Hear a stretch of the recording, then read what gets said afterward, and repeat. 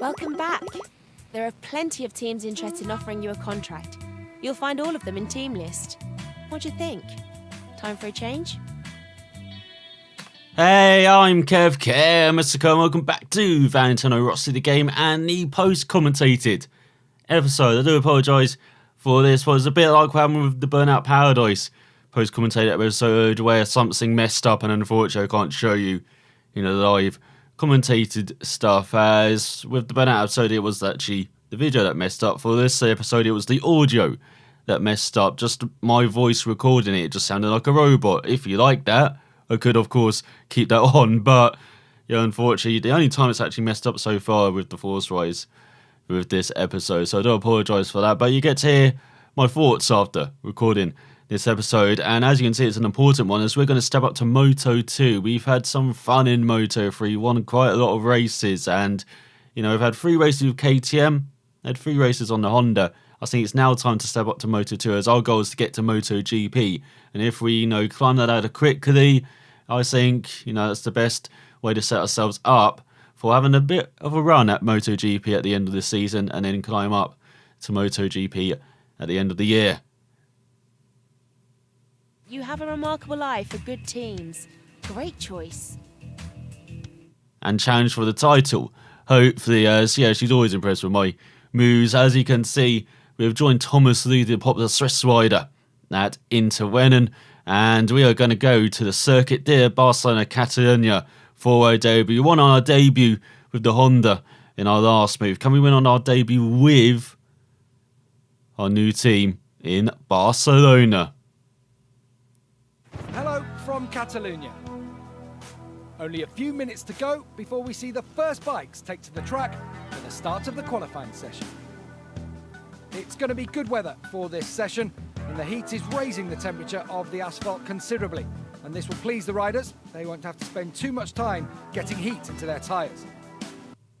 Yes, here we are at the Circuit de Barcelona Catalunya, and sadly the last time we're going to be racing around this layout for quite a long time on the bikes as well as the cars. Of course, they abandoned it around 15 years ago now, this layout, but the bikes were riding this until last year, until that tragic accident, unfortunately, which claimed the life of Lewis Solomon in this corner. And so now the bike's going to be using the car circuit as well. This is going to be now the old circuit of the Circuit de Barcelona Catalunya. But for the final time around the circuit, we're going to be doing a qualifying effort on a Moto2 bike on our debut as well. The second Spanish round of the season, the 7th round of the season in total, after we visited Jerez a few rounds ago, and that's where we won on our debut on the Honda in Moto3. Can we win on our debut here in Moto2 round a circuit which I'm pretty good round on the bikes. I feel like, it's a bit different than I am in the cars. I'm rubbish on it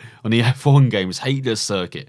You're driving around it in those games and not a big fan of it in real life, even though it presented pretty good Grand Prix this year for the F1 cars. But yeah, on the bikes, it's a totally different story. I quite like this circuit. It's going to be quite good round it against the AI, and you will see on this qualifying effort, not too many mistakes. As you can see, running wide at a few corners, but keeping it nice and tidy, on the power, and again, feeling at home on this Moto2 bike. Moto3 bikes are pretty good, actually, in Valentino Rossi the game. A big step up from MotoGP 15, where you could actually, feel the bike get out from under you, and it has more of the characteristics of a Moto2 bike, and I really like the Moto2 bikes. Probably my favourite bikes on MotoGP 15, and right up there once again in Valentino Rossi the game, because it has that right balance of control, but also if you try and attack with it, try to get a bit too aggressive with it, it will bite back, and it has a bit of a lesser bite than, say, the 500cc bikes,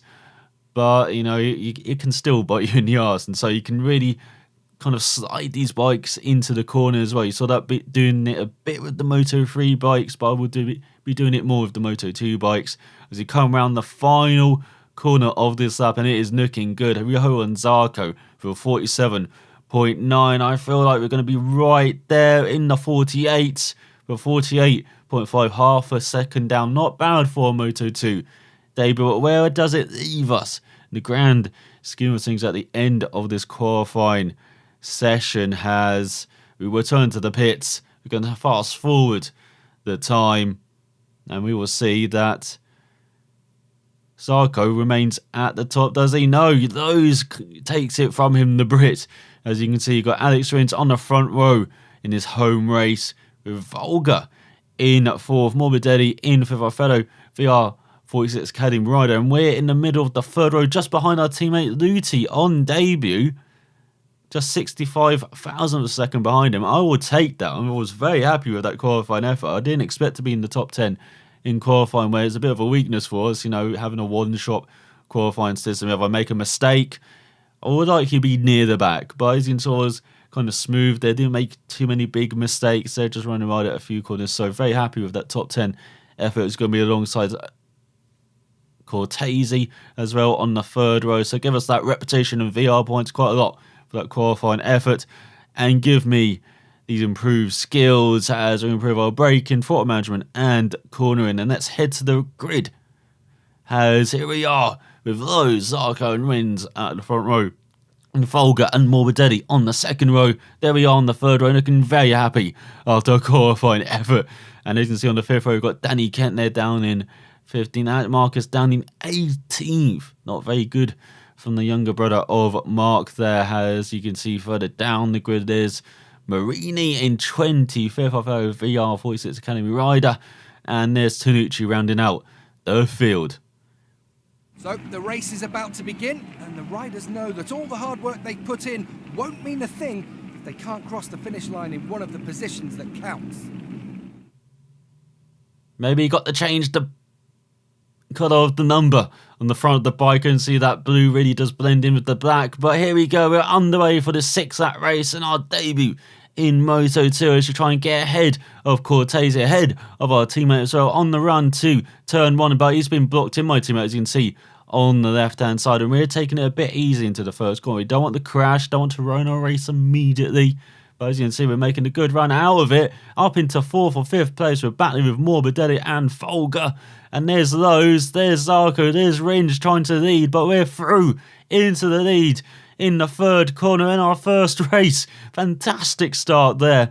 As, yeah, they're a bit slow around turn 3 compared to myself, especially on the 1st lap. They're a bit better as the race goes on. But cracking start here for Kev Camelot, the 44-year-old who, he came to motorbike racing a bit late in life, but he's certainly taking advantage of it now as he made good strides in Moto3 and he's making good strides at the beginning of this Moto2 race. As looking down the inside of Rins, he got back past us, so those looking to our outside, and we dive it down his inside, up the hill towards the famous Campso corner, most fearsome corner on this circuit, maybe alongside that long turn 3.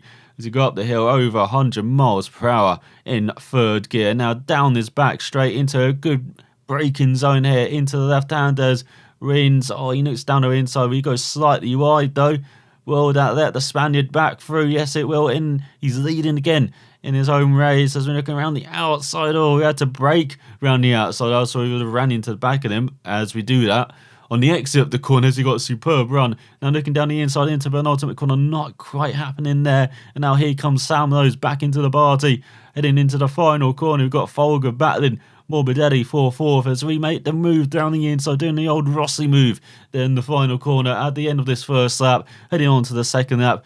We just about lead from Rins. He's got some good slipstream on his Moto2 machine. And now here comes Lowe's looking down the inside into the 1st corners. We get the braking all wrong, getting the back end out.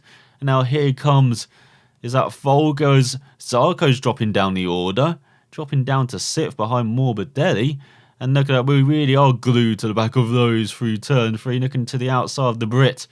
He was a title favourite, of course, in real life in 2016. Started well, but kind of lost some steam as the season went on, which is kind of the same for Alex Rins as well, even though he did try and challenge Zarco in that last 3rd of the season, but the Frenchman just had built up enough of the lead, was just too consistent in Moto2 and retained his title as well with last year, the Owen Zarco, and he's doing pretty well in MotoGP in real life. Been one of probably the most exciting rookie so far this season, even though his teammate Volga's been pretty decent as well in that Tech 3 Yamaha, and looking very decent this year in the hands of those rookies as we're trying to nut down the inside of those. Where are we going? We're cutting the grass for letting Morbidelli and Johan Zarco back past as we drop down to 5th place as those and Rins are battling at the front.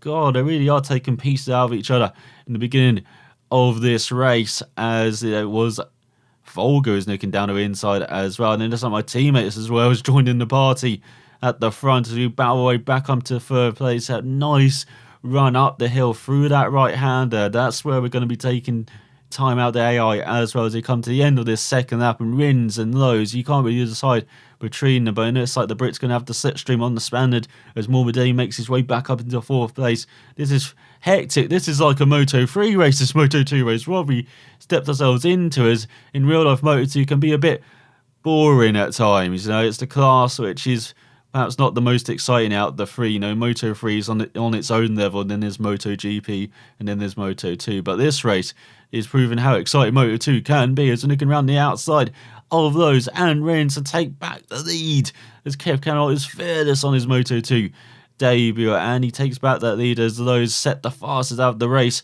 with 49.2 on the previous lap. Well, I think we're going to obliterate that on this lap as we're trying to make the break now on that 3. Doesn't look like tyre wear's too bad for us in the Moto2 class, a bit like in Moto3. It will step up again in MotoGP. You've got to be careful of that, even though we're spinning up the rear wheel there. Don't want to be doing that this early in the race, but it looks like we're staying ahead of Rins by a tenth of a second here. Now we climb up the hill towards a portion of the lap where, you know, we can be a bit better than, you know, our rivals through this right-hander.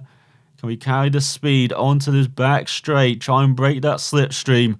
And I think we did, as for the second half of the race, it was just monotonous, just me building the gap. You had lows and Rins battling behind, but out in front, it was all me. Over 3 seconds in front. Kev Camelot is going to win on his Moto2 debut. What a fantastic race from him on the intermittent machine, and outclassing his teammate Lute. As I said, a veteran in Moto2 class, just rose up the ranks at the wrong time to enter into MotoGP when it was really battling for numbers at the turn of this decade. Dawn have turned it around, done a fantastic job building up the field numbers in MotoGP, and sadly a bit too late for Thomas Lute though as we cross the line and take the win on our Moto2 debut. What a fantastic performance from Kev Camelot, proving that I'm at home with these machines once again in Valentino Rossi game, just like it was in MotoGP 15. As we won, but had that set the fast lap by over a second and won by over 5 seconds. So just like with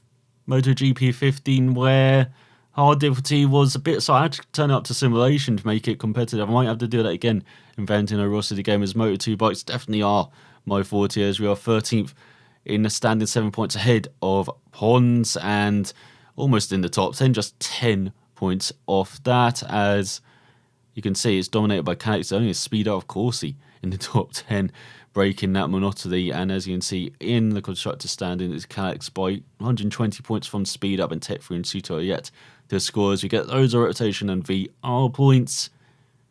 And we improve lots of skills as well, braking, agility, body position and physical condition as well. So a very successful return to Moto2 and debut in the Moto2 class in Valentino Rossi the game, and I'll definitely look at the difficulty going ahead as we return. And in this, like, Rossi's got something to say. Guys, I know there is still a while to go till the Monza rally, but if you want to stand any chance of beating me, you need to practice. See you next weekend at Misano for some training. Being a bit cocky, our master there, but what a successful episode this has been on our Moto2 debut. Hope you enjoyed it. Start fortune, and I will see you next time. Wash away the rain, black hole sun. Won't you come? Won't you come? Won't you come?